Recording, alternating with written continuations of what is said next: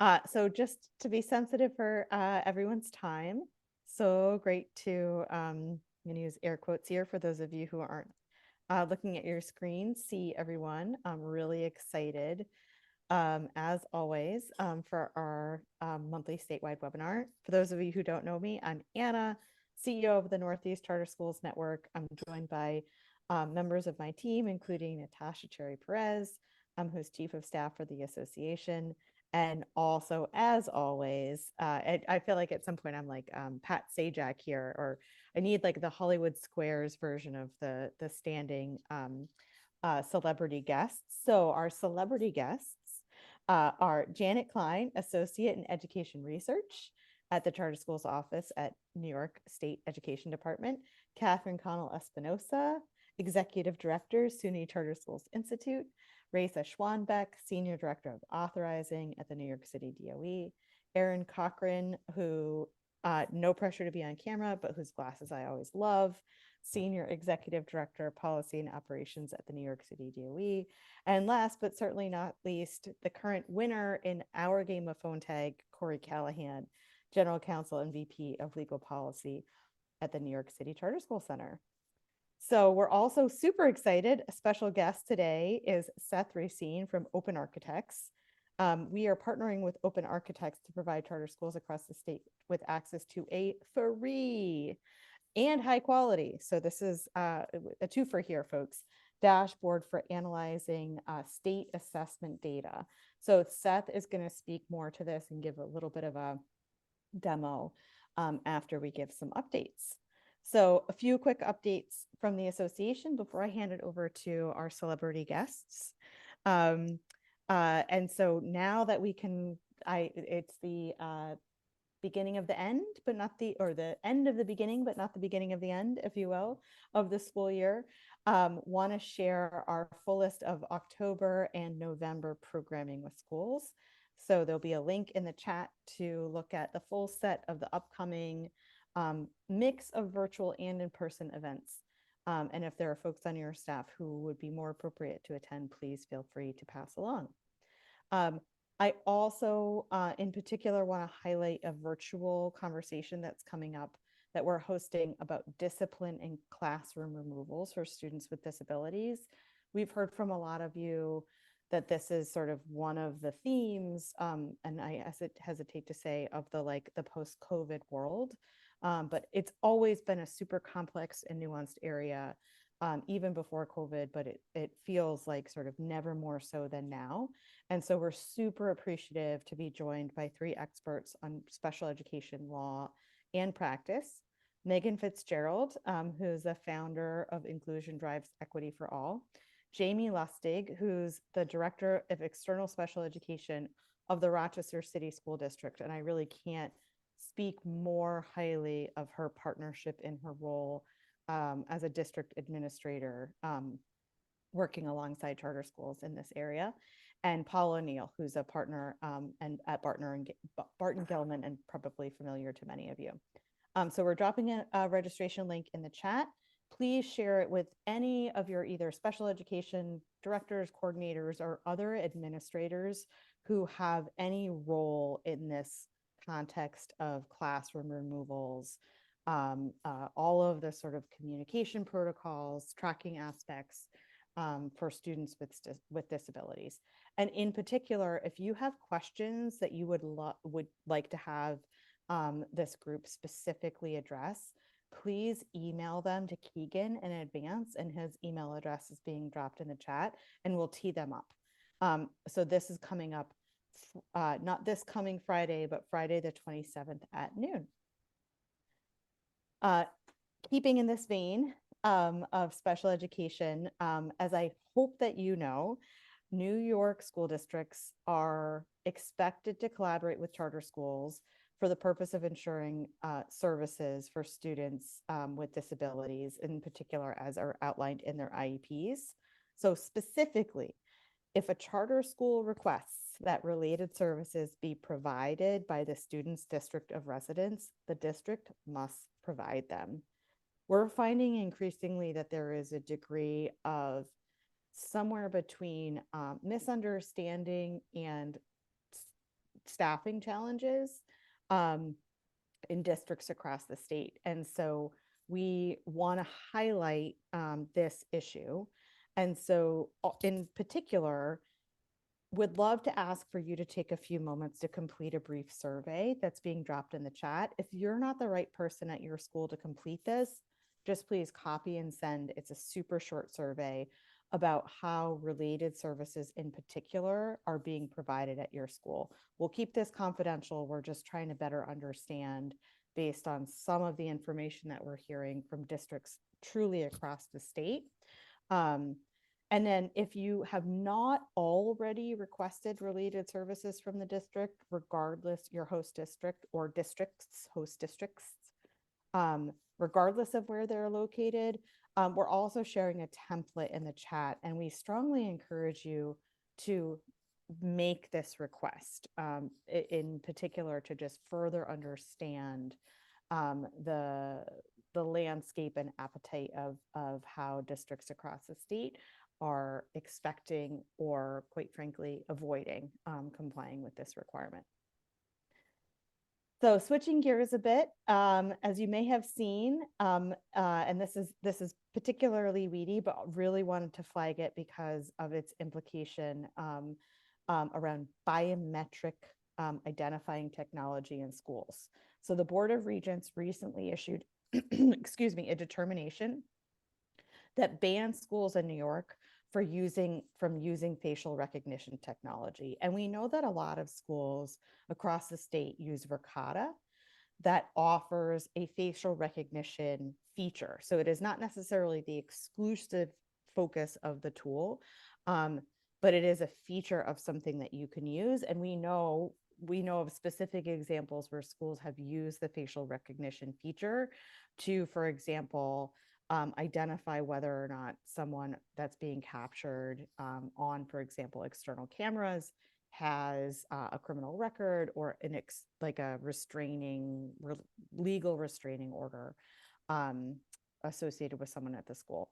So we reached out to Verkada, and the feedback is that this is an optional feature that can be turned off and on. And so we wanted to specifically identify this. So if you are using Verkada, we encourage you to, or a similar service, but we think Verkada is the most common.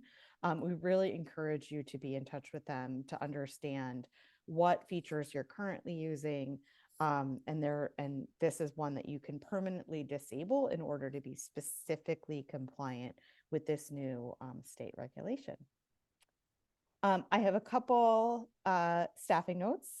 One is sad and one is happy. So the sad one is that, as you probably know, Mike Good, and Mike, give a little celebrity wave here. Our director of school support is leaving us at the end of the week this week to take a role in EdOps, which is a national organization. And so I'm doing some subtle business development in support of his role there. He's gone, but not forgotten. And we're really excited for those of you who can join us at the conference this week to thank him and toast him over many, many, many drinks for all of the great work that he's done. And we have really exciting news that we'll be sharing about his successor in the coming weeks, and probably no later than this forum next month. So super excited about that. And then happy news. As you may have read from me in an email just a little while ago, I'm super excited that we've named Fatima Barker as interim executive director of the New York Association team. And we get another little celebrity wave here. For those of you who don't know Fatima, she is a rock star, and she brings a wealth of knowledge and experience to the role, and just a great thought partner and resource to me personally, to the association, and to schools across the state. And so we're super excited to have her in this role in an interim capacity. And so in parallel, we're also partnering with Good Citizen to launch a search for a permanent executive director. And we're dropping contact information for our main point of contact at the executive search team, who'll be leading the search in case you or someone in your network might be interested in the role. Fatima is going to be at the conference later this week, so we hope to see many of you there. And I know I speak for her and Mike when I say they look forward to meeting you, and we look forward to toasting them both in a variety of contexts. And so last but not least, if you haven't registered to attend the conference, there's still time. There's almost 400 of you from the charter school community from New York who have already registered to join us. And I will say, I am terrible at axe throwing, but it's very cathartic. And I challenge any of you to compete with me. And I'm just going to throw out there Fatima and Mike, and they didn't even know I was going to say that, in the axe throwing tomorrow night. And bragging rights will absolutely be on the line. So be sure to join us at the November webinar to find out how that went. And with that, I'll turn it over to Lisa. I'm sorry, Janet, Catherine, Raisa, Aaron, and Corey for updates that they can share. So Janet, can I have you kick it off? Sure, happy to. Hi, everybody, and welcome to October, the month of apples and pumpkins, and you're all coming to upstate New York this week. It's going to be so much fun. I don't have any specific updates. I just want to mention, being the data person in the office, that y'all should have started some data reporting. SIRS is open and ready. The earlier you start, the earlier you're going to be done. The better your summer is going to be next year. I guarantee it. So yeah, you should be starting on your SIRS reporting, your staff reports, student attendance reports, your basic demographics, all of that. Also, right now, you should be right in the middle of your beds reporting. That one goes through the IDEX on the business portal. It is actually really super easy, straightforward. It's just reporting aggregate data, and it really doesn't take too long to do. So there's those two things. The other thing is, our office is very excited to have everybody coming to upstate New York, and we plan to take full advantage of the fact that you're going to be practically across the street. So you're going to be seeing a lot of the people from NYSID down there. And in fact, we have our own special time slot. So if you'd like to come meet us, practically the entire office will be there at 9 a.m. on Friday morning, and we're really looking forward to it. That's all I have for right now. Oh, and one last thing, though, very important. Michael, best of luck. It's been an absolute pleasure working with you, and I wish you the best in your future. Thank you, everyone. Thanks. On to you, Catherine. Yeah, and just at the risk of jumping in front of you, Catherine, I will just jump in and give a plug. Even if you're a SUNY authorized school, I guarantee you there is someone from the SED office who you either routinely correspond with, owe a favor, or should know who they are. And the ability to meet them in person is literally unparalleled.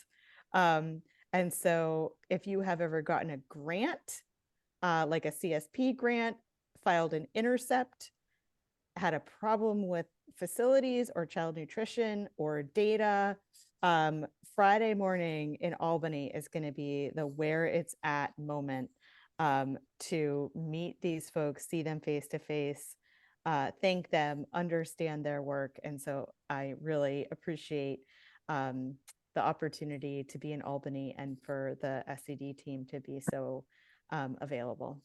So sorry, Catherine. No, and SUNY, we also live SUNY, totally SUNY.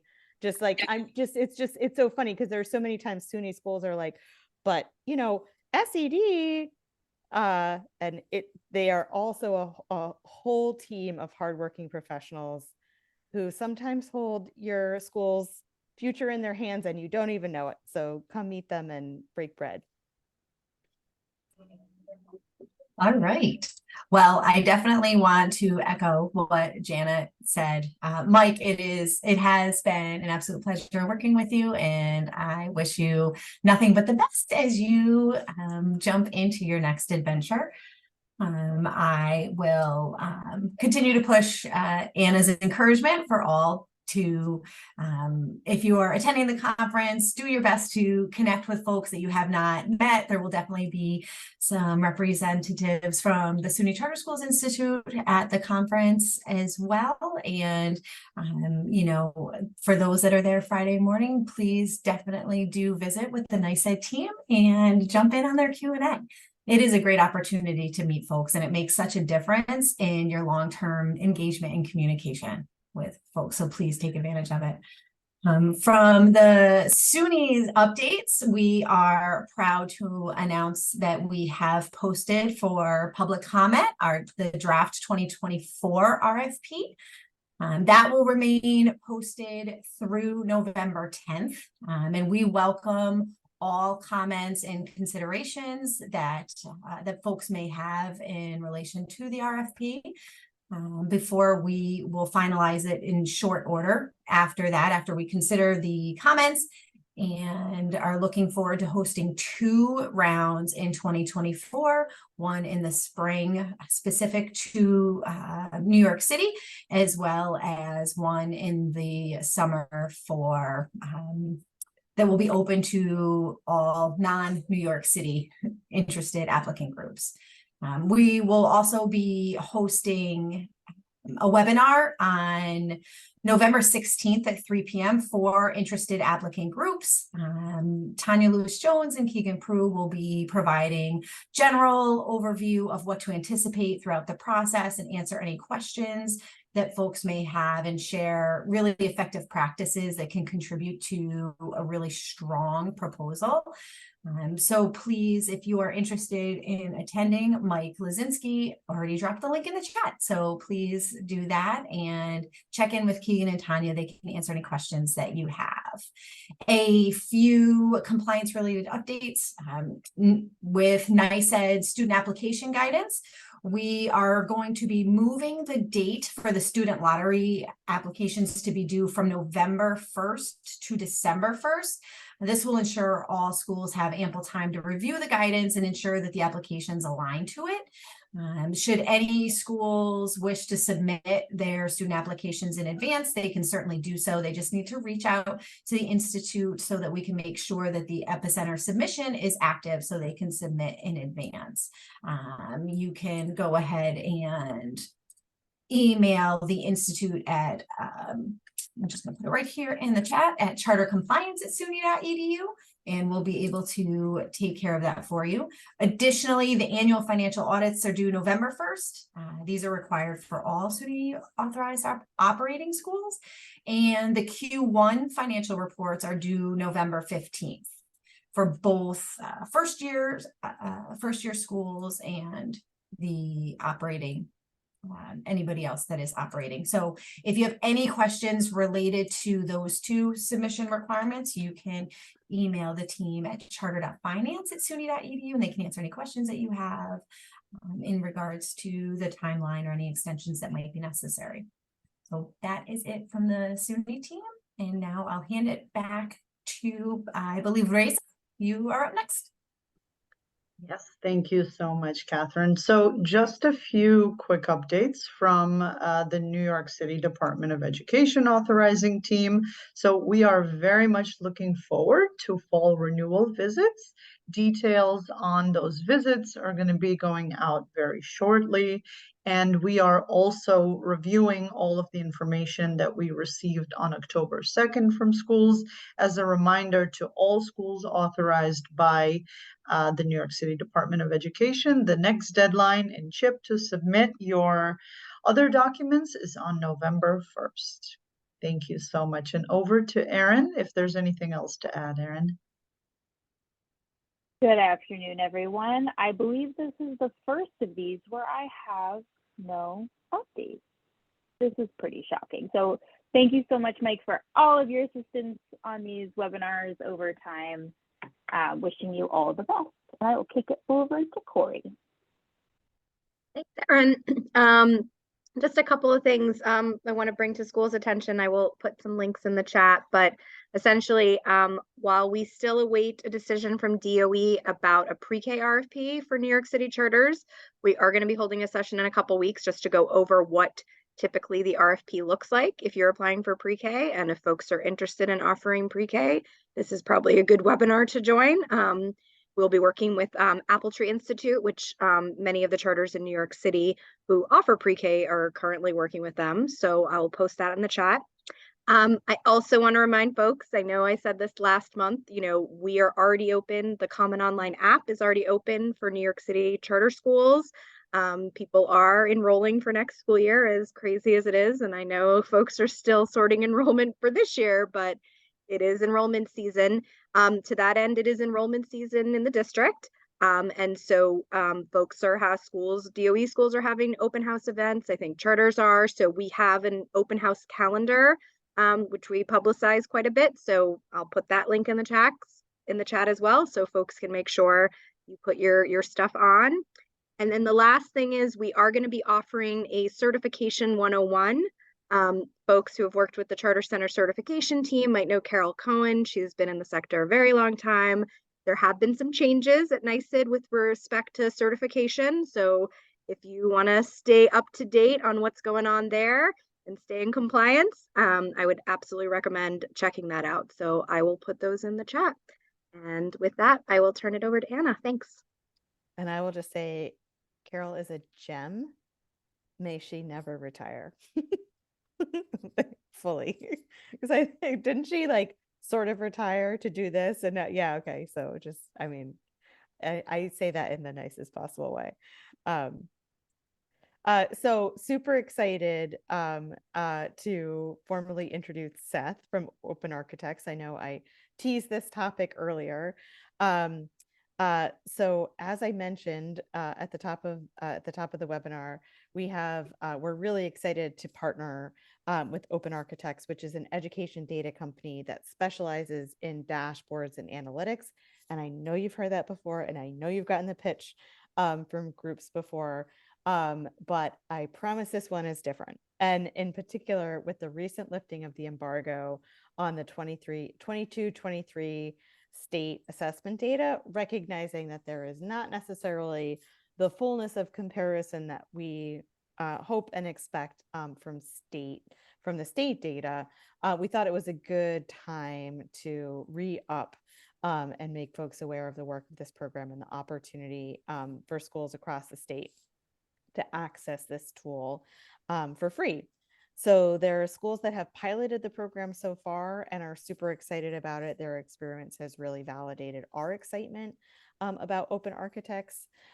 So again, joining us today is Seth, the CEO and co-founder of the organization. And prior to starting Open Architects, Seth was a deputy superintendent for the Lawrence Public Schools receivership in Massachusetts. So for those of you who don't track Massachusetts education policy moves, this was like the real deal of district turnarounds. And so Seth was really in it, as well as previously being the deputy CFO for Boston Public Schools. So he took all of those incredibly gritty experiences and translated them into Open Architects. And so, which now supports both charter schools and school districts with data visualization, dashboards, and analytic expertise.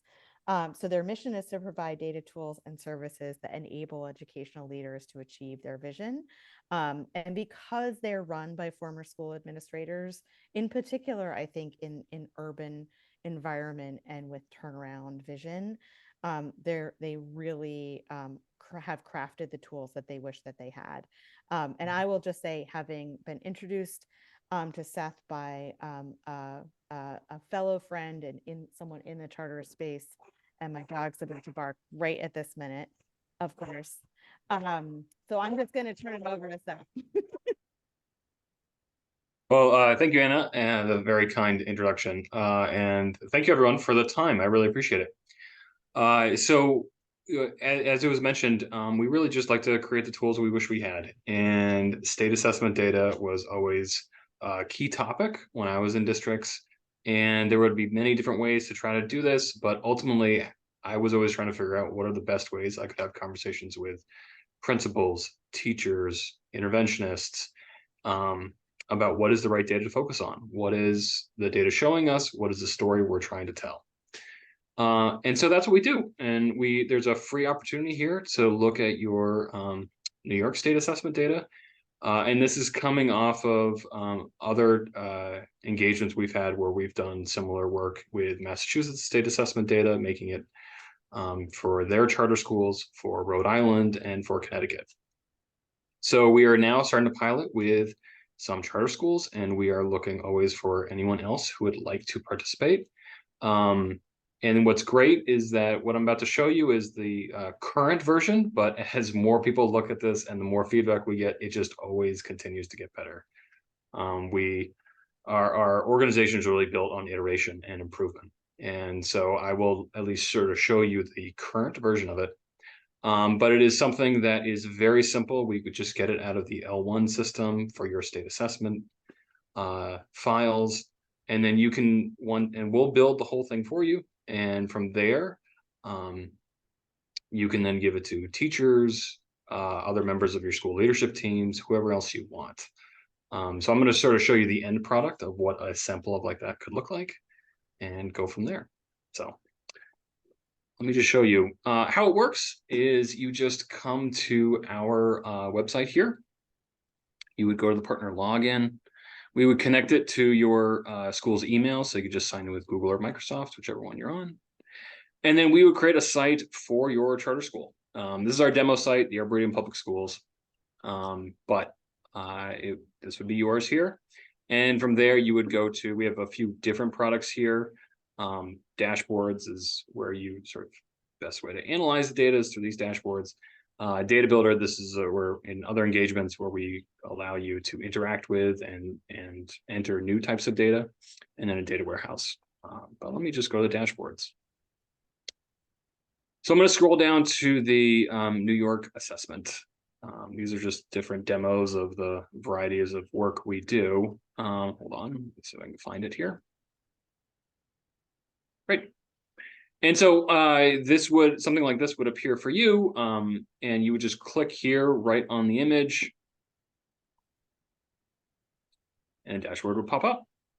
Now, I should say there's sort of these two green buttons up here. The first one allows you to print or PDF anything you see once you've made a bunch of selections. Oftentimes it's very common. Somebody sees something they like, they see a student profile, maybe some interesting analysis. They want to then use it for a report or print it out. They could easily just do this with a click. But I'm going to expand to full screen. It's just easier for me to look at it all around. So our dashboards here are designed in a similar way. So we've got page navigation here at the top, and I'm going to touch upon each of these pages very briefly. We've got filters down below, and right now I'm on ELA, but I can easily just toggle over to math. Science is right there as well. We can go back prior years, but this is really built on the data for your charter school. Now I can quickly see just on this first page, key information I want to see right away when I'm looking at this information, right? Number of students tested, the percent that are proficient compared to the state. I can see it over time. I can see between subjects and across grades, as well as this sort of view here where I can see the percent of my students who are level 4, 3, 2, and 1. Now, what's also really helpful is everything's kind of interactive. So I can always just sort of touch upon this and see how that works. If I made any filters above, the data below would filter accordingly. Take those off and go back. Now, I think where this gets really powerful, like this is sort of high level information. Where it gets really powerful, I think, is then starting to look at the next level to find those insights about students you want to think about supporting. So I'm going to go into the students by year. Now, one of the things I really like about this is that I am able, second here, I'm just moving some stuff around. I'm able to quickly see, I can see the number of the students in my school by level for 2021, 2022, 2023. I can also see here how many increased or decreased a level, right? That can always be sort of an interesting topic. And this is going from 21 to 22 and from 22 to 23. So now to the right here, I can see all of my students. But I'm actually really curious in this example here, I've got 10 students who actually increased 2 levels. Who are they? Well, not only am I seeing the 10 students right here, I can see what level they were, and I can see that jump right from level 1 to level 3, level 2 to level 4. But I can also see examples of how these students performed historically. So it's really incredible. We've got a couple examples here where we've got level 2, and then jump to level 4. Some really great work happened there. Level 1, level 3. Conversely, I can look the other way to see the students that decline 2 levels, see, okay, what happens there? What do I need to do for that? And again, I'm on ELA, but I could also just jump over to quickly to math and do sort of a similar analysis with just a couple of clicks. If I actually also want to see historically how groups did, maybe I want to be thinking about where did our level 4 students, how have they performed over time? So here, these 21 students, I can see if they're still with our school, how do they perform in 2021 and 2022? Now, moving on to the next subject, here, next page here, this is students by subject. I think this might be my favorite page of the report. So here I can toggle over to see grades. I'm going to just start with grade 6. I've got all my students in my school by ELA score and math score on the x-axis. So I've got ELA on the y, math on the x. Then I've got the number of students by range of ELA score and range of math score. And it's color-coded by level. So what I like about this is, and again, there's a reference here to show you quickly what are the levels for level 1, 4, 3, 2, and 1. Now, what I like about this is I can also add the thresholds. So what are the thresholds for ELA between the different levels? Okay, here they are. I could even add math, so we actually see across it all. Now, why I like this so much is that, when I was working in school districts, my superintendent was always asking me, so wait, who just missed a level? So if I'm really curious about who just missed level 3, I could click here. Here are those students. Okay, wow, all right, I've got those students here. Here they are here to the right. But actually, I'm also really curious, that was ELA, but math, who also just missed in math, level 3? Now I've got these students right here. Okay, maybe this is a group I want to have a conversation with my teachers about, dig deep a little bit more. And that's just with a couple of clicks. And obviously you can go further with this, whether you want to look at it by different grade levels, go back prior years, look at different student groups. It's all sort of right there. Demographics, so important. And we look at this in a variety of different ways. So first, we're showing you the proficiency by special population. So we've got race and ethnicity, the number of students, and the percent that are proficient. You can see special education status between the two different groups, and you can sort of see that gap. English learners versus non-English learners, and low income versus non-low income. Now we demonstrate the gaps here visually, so you can see it, but you can also see it over time. Ultimately, are we closing these gaps? So here's our English learner status, but I can quickly just see low income status, special education status. It's all sort of right there. Now, for me, what I really like about this page too is here over on this side here, we've got scaled score by student, and we have it by race. And why I really like this is that oftentimes this data can be shown just by what is the proficiency rate, what's the average score. And you're sort of seeing it just as old numbers, except as I'm sure I'm preaching to the choir here, everybody knows it's much more complicated than that. And so what I like about this is you can actually, each of these dots show individual students, and you can sort of see the range here, and it could lead to much deeper conversations about what is happening, not just at an average score level, but by individual students, maybe groups of students. So I can, again, hover over, I could see certain students And I can even click on them as we go from there. Now, if I made some filters on here, if I switch between math and ELA, everything updates accordingly. So now that I've maybe thought of a couple students I've identified through this, maybe I want to learn more. How have they done historically? What other key information are there? If I go to the student detail page, you can pull up a student here. I can see what their grade level is, key demographic information, what their latest levels are, historically how it's been, and then also just sort of looking at the information over time, as well as compared to their peers. So here we have the student here and how they're performing for ELA and math.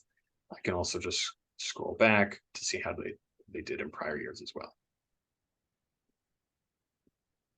Finally, we also allow you to see how you're doing compared to other charter schools, other districts here. We pulled in all of the available state data. So it's all available right here. We can have this preloaded with whichever charter schools or districts you want to compare yourself to, and you can see what's happened over time and sort of see the movement for ELA proficiency and math proficiency, or I can even click on schools and see how they did. Again, I can toggle around and sort of see all of it right there. So I know I went through that relatively quickly, but I recognize that everyone is quite busy here. And so again, this is available. We would love to work with additional charter schools, continue to figure out what could be helpful. And again, it is free and relatively easy for you, just pulling the files from your L1 system. So Michael, was there anything else that I should have mentioned or anything else you wanted to add? No, I'll just echo, this has been a really productive relationship, and that we're able to easily extract the data files from your L1 reports. We've identified those reports. You just simply need to download them. They're each for each individual year. So I know there was a question about how many years can this go back. We can put in as many years as you're able to download those reports for, and build out this sort of multi-year narrative for you, especially on that last page of the dashboard where you can see sort of your migration over the years. So if interested, we'll be dropping a survey into the chat after this presentation ends. Please fill out the survey. That'll allow us to get back in touch with your school to determine next steps. But really excited about this, given its versatility, power, and clarity. So thank you so much, Seth, for walking through this, and hopefully others found it just as interesting. Yeah, I just echo. So a couple things to clarify based on questions in the chat. As Mike said, so this is free for the state assessment data, and it can go back as far as you want. So all you have to do is complete the survey. And then Seth and his team will work with you, because there's a specific set of extracts that you can get from L1.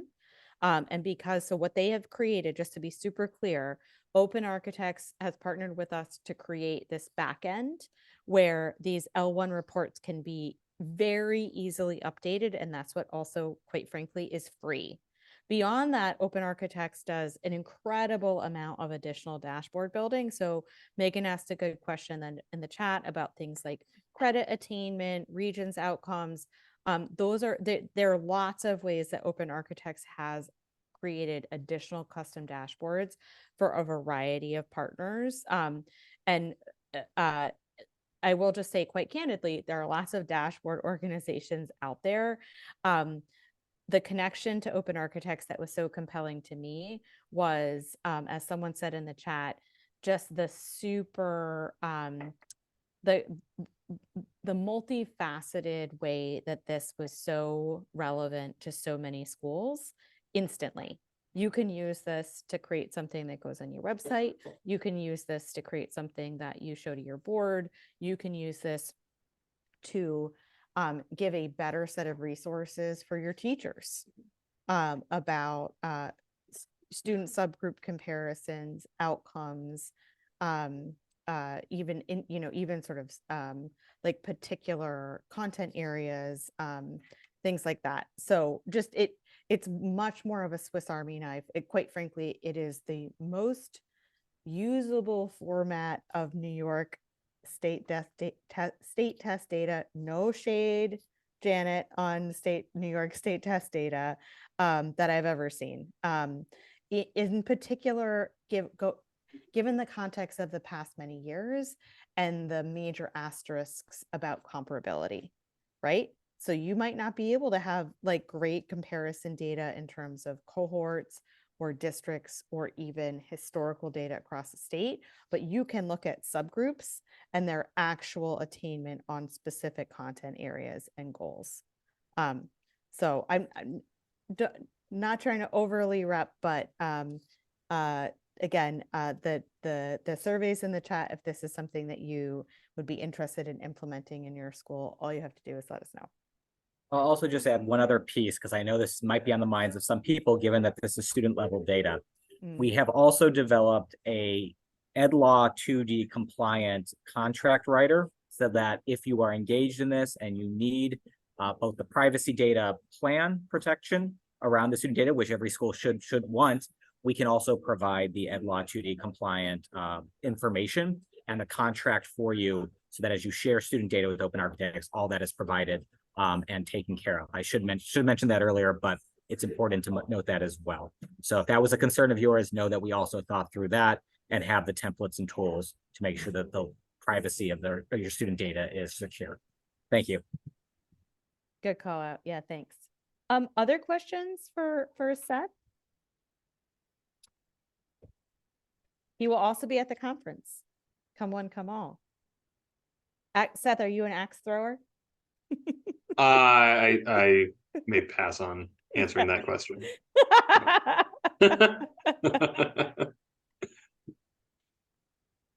Terrific.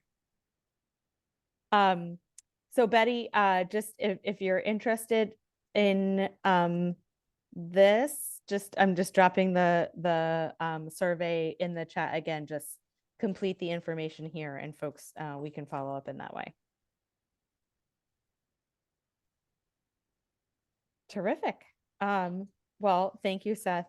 Super, again, really excited about this, in particular now that the embargo is lifted. And even though the district and the state level data, or some districts, but not all districts, and no state level data is available, I do think it's a really powerful tool. So again, we'll as always, we'll post this recording in the resource center, and we'll link to that, to the overall resource center in the chat. As always, if you have questions about the topics discussed, please let us know. And truly, huge thank you. All of this is possible because of the participation and engagement of our member schools. So if you're not yet a member of the association, or you're not sure whether or not your school is a member of the association, we really encourage you to email membership@newyorkcharters.net. And regardless, we look forward to seeing many of you in the next few days. Axe throwing aside, axe throwing or no axe throwing. And then the next one of our monthly webinars will be on Tuesday, November 14th. So we'll look forward to convene in about a month at that point. And so if you have anything that we can support you on, or topics that you'd love to see covered in this forum or any others, please always feel free to reach out to us at info@newyorkcharters.net, or to any of us in person, or come throw axes with us, and we'll kibitz over that. So thank you all again, and have a great rest of your day.